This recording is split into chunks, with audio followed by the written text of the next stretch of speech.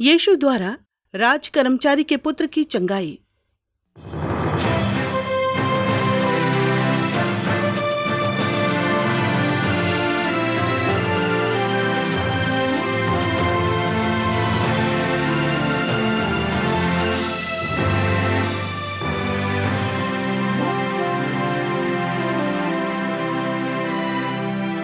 परमेश्वर का वचन बताता है, परमेश्वर ने जगत से ऐसा प्रेम किया कि उसने अपना इकलौता पुत्र दे दिया कि जो कोई उस पर विश्वास करे वो नष्ट ना हो परंतु अनंत जीवन पाए।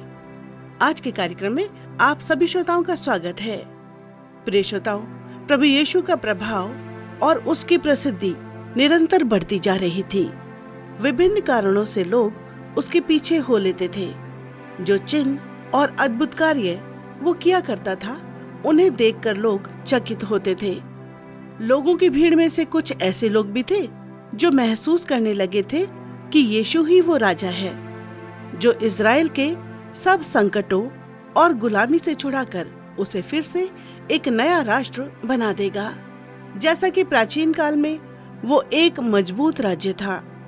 कुछ लोग केवल ये जानने के लिए कि यीशु वास्तव में कौन है उसके पीछे हो लिए थे, और कुछ लोग उसके बढ़ते हुए प्रभाव से और उसकी कीर्ति से भयभीत होकर उससे घृणा करके उसे घात करने की कोशिश में लगे थे। तो भी वहां पर कुछ ऐसे लोग भी पाए जाते थे जो यीशु को प्रतिज्ञात मसीहा मानते थे और बड़े आनंद से उसके उपदेश सुना करते थे और जानना चाहते थे कि उनके जीवनों के लिए परमेश्वर की क्या योजना है। एक बार यीशु के पास कफरनहूम का एक राज कर्मचारी आया जो अपने पुत्र के कारण बहुत दुखी था, क्योंकि उसका पुत्र सख्त बीमार था और मरने पर था।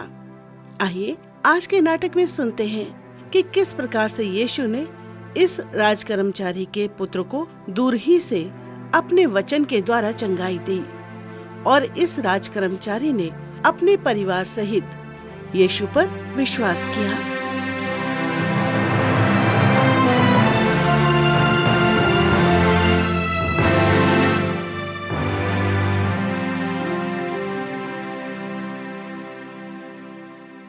हे यीशु, यूहन्ना बपतिस्मा देने वाला अभी संसार में जीवित नहीं रहा, वो मर गया है।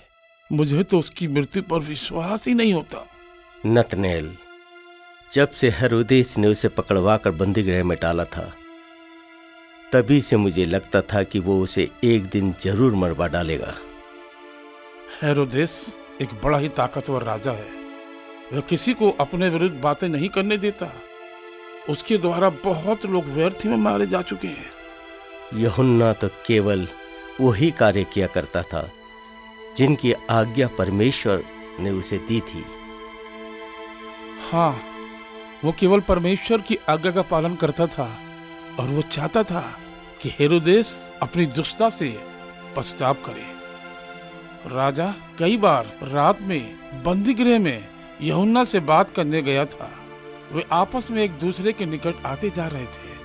हाँ, वो एक दूसरे के निकट आ गए थे। यूहन्ना हेरोदेस को समझा देना चाहता था कि परमेश्वर उसके व्यभिचार के कार्य से नाराज है। लेकिन यूहन्ना को हेरोदेस ने नहीं मरवाया था। यूहन्ना को मरवाने वाली उसकी भाई की पत्नी हेरोदियासी थी, जिसे उसने अपनी पत्नी बना लिया था। उसी ने आज्ञा दी थी कि यूहन्ना का सर कटवा दिया जाए। हाँ, वो दोनों बड़े दुष्ट हैं। और हेरोदियास ने बड़ी बेरहमी से यूहन्ना को मरवा दिया था। राजा हेरोदेस के जन्म के उत्सव पर जब उसकी पुतनी ने राजा को अपने नृत्य से प्रसन्न कर दिया और राजा उसे उपहार देना चाहता था, तो हेरोदियास ने अपनी बेटी को उकसाया था कि वो यूहन्ना बपतिस्मा देने वाले के सिर को उपहार में मांगे। कैसी घिनौनी बात उसने की। मैं तो सोचते हुए कांप उठा। मुझे हमेशा यूहन्ना की और उसकी सेवकाई की कमी महसूस होती रहेगी। नतनेल, क्या तू जानता है कि यूहन्ना रिश्ते में मेरा बड़ा भाई था? मुझे बड़ा अफसोस है कि मैं नहीं जानता कि यूहन्ना बपतिस्मा देने वाला तेरा भाई था। वह तो बड़ा प्रभावशाली प्रचारक था और परमेश्वर वास्तव में उसे अपनी सेवा के लिए इस्तेमाल कर रहा था। मुझे भी उसकी सेविकाई सदा याद रहेगी। मुझे गहरा दुख है कि अब यूहन्ना बपतिस्मा देने वाला मर गया है और परमेश्वर की दृष्टि में उसकी सेवा समाप्त हो गई है। वह सचमुच में परमेश्वर का एक विश्वास योग्य और निडर सेवक था। परंतु अब वो परमेश्वर की उपस्थिति में है और उसे दुष्ट कभी छू नहीं सकेगा। जल्दी हम भी उसके साथ हो जाएंगे और वो दिन बड़ा ही महिमापूर्ण होगा। यह तो बड़े आनंद की बात है कि हम सब उसके साथ होंगे। परमेश्वर, इसके लिए तेरा धन्यवाद हो। वास्तव में वो ऐसा ही होगा। इस वक्त हमें यहाँ से चली जाना चाहिए। हेरोदेस चुप नहीं बैठेगा। वो हम में से और लोगों को भी मरवा डालने की कोशिश करेगा। वो जब चाहेगा हमें निशाना बना सकता है। परंतु हे रब्बी, हम कहाँ छिप सकते हैं? क्या तू कोई सुरक्षित स्थान जानता है? हमें छिपने की कोई जरूरत नहीं। हम गलील को जाएंगे और खुले आम परमेश्वर का कार्य करेंगे। अभी बहुत से इलाके बाकी हैं जहां हमें प्रचार करना है। लेकिन हम गलील में भी हम पर संकट आ सकता है। हाँ, संकट तो आ सकता है, परंतु हेरोदेस का ध्यान उन लोगों पर अधिक रहता है जो उसके महल के आसपास रहते हैं। फिलहाल हम गलील में कुछ समय सुरक्षित रह सकेंगे। गलील में हम पर संकट आ सकता है तो आने दो। मुझे तो अपने सिर तक की भी चिंता नहीं कि काट कर थाल में रख दिया जाए और हेरोदेस की पत्नी के सामने ले जाया जाए। मैं संकटों का सामना करने के लिए बिल्कुल तैयार हूं। नतनेल, ये बात याद रख कि हम लोग परमेश्वर की सेवा में हैं और जब तक उसकी सेवा पूरी नहीं हो जाती तब तक वो हमें किसी भी संकट में नहीं पड़ने देगा। और तुझे इस सेवा में अपने सिर की बड़ी आवश्यकता पड़ेगी, इसलिए तुझे सिर की बड़ी चिंता रहती है। घर वापस लौटने से हमें उन सब विचारों से छुटकारा मिल जाएगा कि हम पर क्या संकट आ सकता है। मैं तेरी बात से सहमत हूँ कि गलील लौटने से हमें संकटों के विचारों से छुटकारा मिल जाएगा। मैंने बहुत से समय से अपनी माँ को नहीं देखा है। घर जाकर उसके हाथ का बना भोजन करने का अवसर मिलेगा मुझे। हम गलील की ओर कब यात्रा आरंभ करेंगे? यहाँ पर हमारी सेवा का काम लगभग पूरा हो चुका है, तो मैं सोचता हूँ कि आज ही गलील की ओर प्रस्थान करें। जाकर सबसे कह दो कि सामान बांध ले, हम शीघ्र ही यात्रा आरंभ कर देंगे। मैं अभी जाता हूँ रब्बी, और जाकर सबको बताता हूँ कि तैयार हो जाएं। आधे घंटे के बाद हम फिर मिलेंगे और यात्रा आरंभ करेंगे।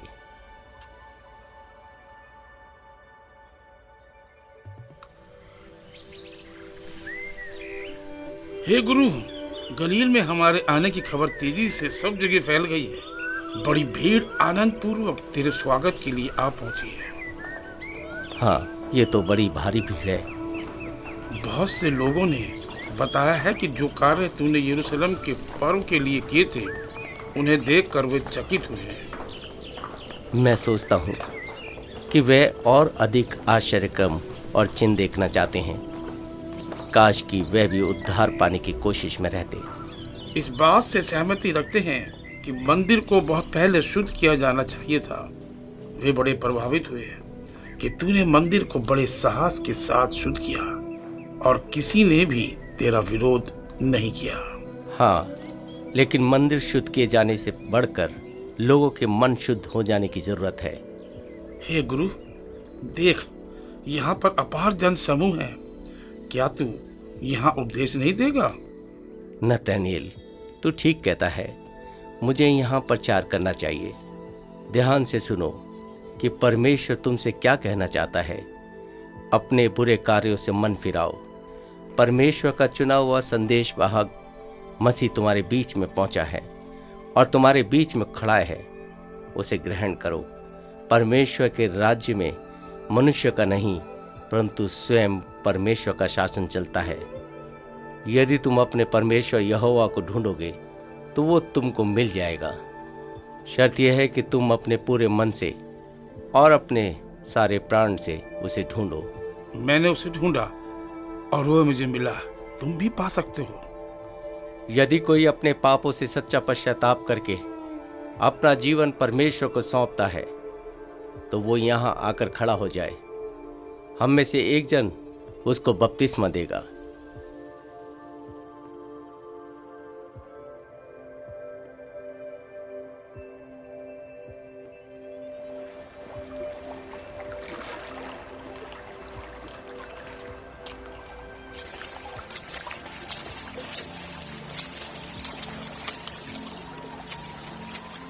परमेश्वर का वचन बताता है, मैंने तुम्हारे लिए पहरुए बैठा कर कहा, नरसिंगे का शब्द ध्यान से सुनना, पर उन्होंने कहा हम ना सुनेंगे। हे इज़राइल के परमेश्वर, हमारे मन खोल ताकि हम तेरे उपदेशों पर ध्यान लगा सके। हे पृथ्वी सुन, देख कि मैं इस जाति पर वो विपत्ति ले आऊंगा जो उनकी कल्पनाओं का फल है, क्योंकि इन्होंने मेरे वचनों पर ध्यान नहीं लगाया और मेरी शिक्षा को इन्होंने निकम्मा जाना है। तुम्हारे होम बलियों से मैं प्रसन्न नहीं हूं और ना तुम्हारे मेल बलि मुझे मीठे लगते हैं।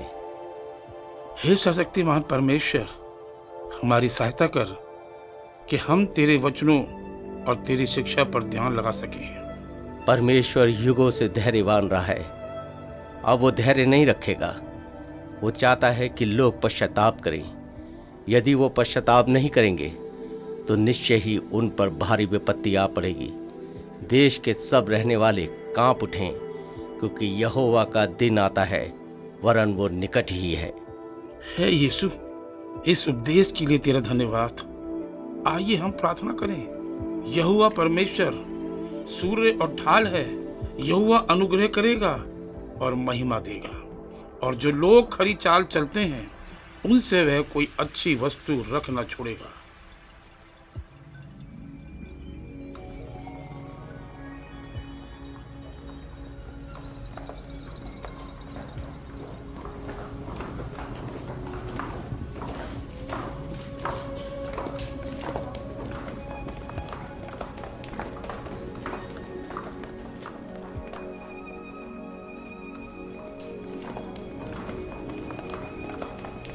हे मेरे स्वामी यमुएल, आपके पुत्र की हालत अभी बहुत खराब है।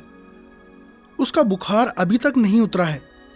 मैंने तेरी आज्ञा अनुसार सब कुछ किया, परंतु उसकी हालत तो और भी ज्यादा बिगड़ती जा रही है। उलूम, मेरी आशा थी कि जो औषधि हाकिम ने दी है उससे मेरा पुत्र ठीक हो जाएगा।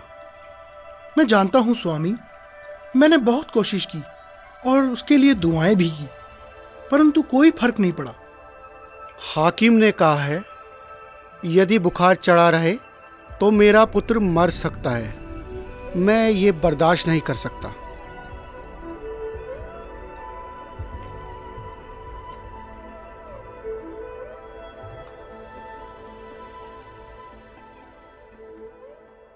श्रोता, अभी तक का कार्यक्रम सुनने के लिए आपका धन्यवाद हो। अभी तक आपने सुना कि यीशु और उसके चेलों को जब ये समाचार मिलता है कि राजा हेरोदेस द्वारा यूहन्ना बपतिस्मा देने वाले की हत्या कर दी गई है, तो वे बड़े दुखी होते हैं, परंतु उन्हें विश्वास है कि वे एक दिन स्वर्ग में उससे फिर मिलेंगे। वे उद्धार का सुसमाचार सुनाने का कार्य जारी रखते हैं। प्रचार कार्य के दौरान एक राज कर्मचारी यीशु के पास आता है, जो बड़ा दुखी था क्योंकि उसका पुत्र भयंकर बीमारी के कारण मरने पर था। वो कर्मचारी अपने पुत्र की चंगाई के लिए बड़े से बड़ा कार्य भी करने को तैयार था। क्या उसके पुत्र की चंगाई के लिए यीशु को एक आश्चर्यक्रम करना पड़ा? ये जानने के लिए आइए सुनते हैं नाटक का शेष भाग। हे सर्वशक्तिमान परमेश्वर, मुझ पर कृपा कर और मेरे पुत्र को मृत्यु से बचा ले। हे प्रभु, दया कर, जीवन दे।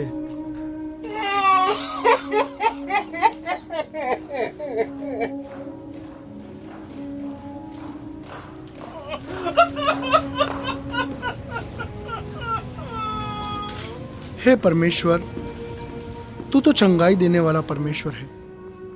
इस लड़के को चंगाई दे और मरने ना दे। मैं भजनकार की तरह प्रार्थना करता हूं। हे यहोवा, मेरी प्रार्थना सुन। मेरी दुहाई तुझ तक पहुंचे। मेरे संकट के दिन अपना मुख मुझसे ना छिपा ले। अपना कान मेरी ओर लगा। जिस समय मैं पुकारूं, उसी समय फुर्ती से मेरी सुन ले।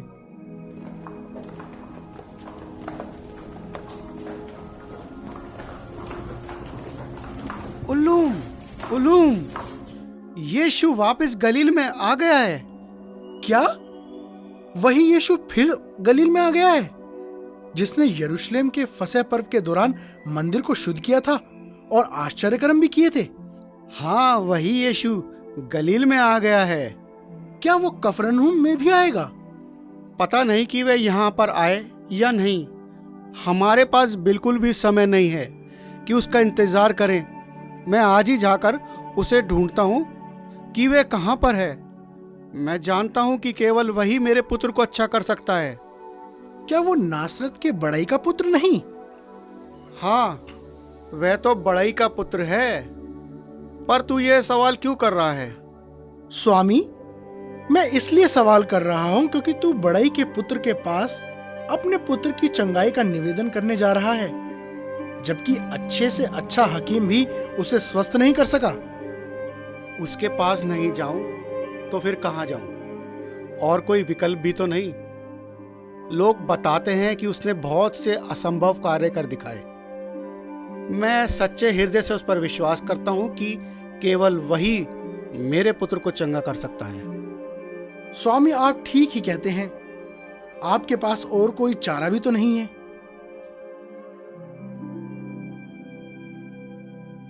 समय पूरा हुआ। परमेश्वर का राज्य निकट आ पहुंचा है। मन फिराओ और मसीह पर विश्वास करो। अब तुम्हें इंतजार करने की आवश्यकता नहीं कि मसीह आने वाला है। वो आ गया है।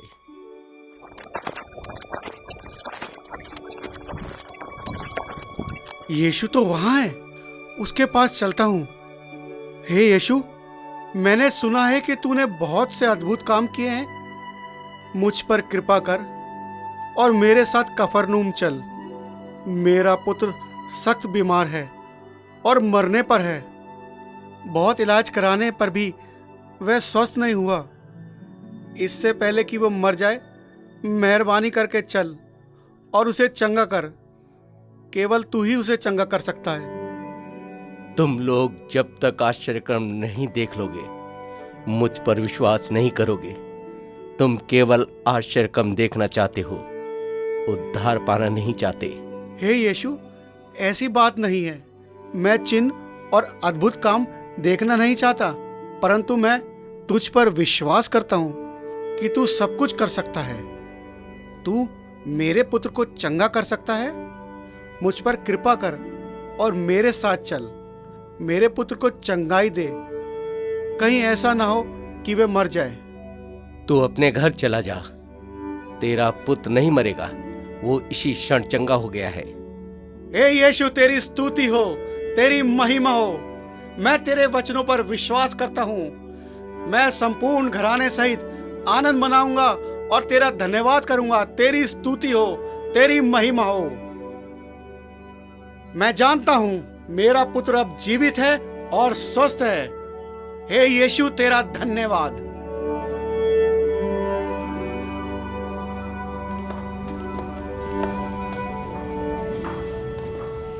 उल्लूम, तुम कहां दौड़े जा रहे हो?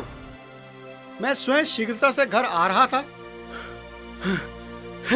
हे स्वामी, तेरा पुत्र अब बिल्कुल अच्छा है और वो चारों ओर दौड़ता खेलता फिर रहा है। अरे, ये तो बड़ी अद्भुत बात है। मैं जानता था कि वह स्वस्थ हो जाएगा। हे स्वामी, तू तो यहाँ पर नहीं था, तो तू कैसे जानता है कि तेरा पुत्र अच्छा हो जाएगा? यीशु ने मुझसे कहा था कि तेरा पुत्र जीवित है। तब मैं बिना कुछ पूछे घर की ओर दौड़ पड़ा। उसने चंगाई कैसे दी? वो तो यहाँ पर नहीं उपस्थित था। उसने केवल मुंह से वचन बोला, तेरा पुत्र जीवित है, मरेगा नहीं। उसमें अवश्य कोई सामर्थ्य है। मैं उस पर विश्वास करने लगा हूं। वह तरस से भरपूर परमेश्वर का आत्मा उस पर है। जो कुछ उसने किया वो सचमुच आश्चर्यकरम है। केवल परमेश्वर ही ऐसे अद्भुत काम कर सकता है। तू ठीक कहता है। यीशु सचमुच मसीह है। लड़के का बुखार किस समय उतरा? कल दोपहर 1 बजे लड़के का बुखार उतर गया था और मैं जानता था कि तू मुझसे जरूर पूछेगा, इसलिए मैंने समय देखा था। ठीक इसी समय यीशु ने मुझसे कहा था, तेरा पुत्र जीवित है, वह मरेगा नहीं। निश्चय ही यीशु ने चंगाई दी है। ये तो वास्तव में अद्भुत बात है। सचमुच में यह अद्भुत बात है और परमेश्वर की ओर से आश्चर्यकरम हुआ है। परंतु ये यीशु कौन है जो ऐसे अद्भुत सामर्थ्य के काम करता है? परमेश्वर का धन्यवाद हो कि हमारा पुत्र अब स्वस्थ है। अब हमें चलकर दूसरों को बताना चाहिए कि वह चंगाई कैसे हुई।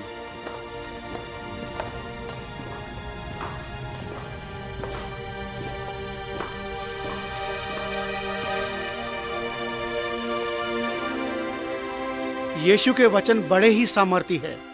उसके वचन के अनुसार आप उसकी सामर्थ को अनुभव कर सकते हैं और उन वचनों पर विश्वास कर सकते हैं। हे स्वामी, तूने तो मुझे निश्चय दिला दिया कि यीशु ही प्रतिज्ञा किया हुआ मसीह है जो जगत में आने वाला था। मैं किसी समय जाकर उससे जरूर भेंट करूंगा। काश आप भी मेरे साथ होते और मसीह से भेंट कर सकते। उसने केवल अपने वचन बोलकर मेरे पुत्र को चंगाई दी है। अपने वचन द्वारा केवल वही व्यक्ति चंगाई दे सकता है जो परमेश्वर की ओर से भेजा हुआ है। आप सबको भी पापों से पश्चाताप करके यीशु को अपना उद्धारकर्ता ग्रहण करना चाहिए।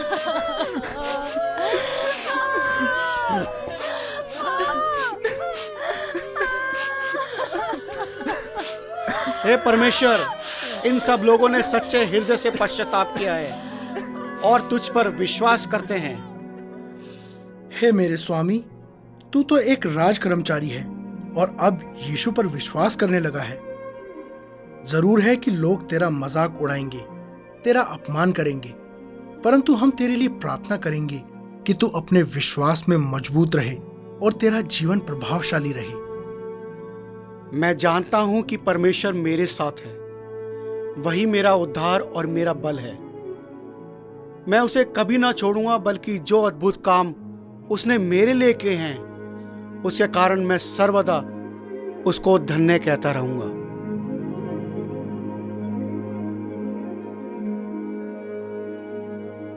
श्रोताओं, जब यीशु ने केवल अपने मुंह से वचन बोलकर एक बीमार बालक को जो मरने पर था स्वस्थ कर दिया, तो बालक का पिता आनंद से भर गया।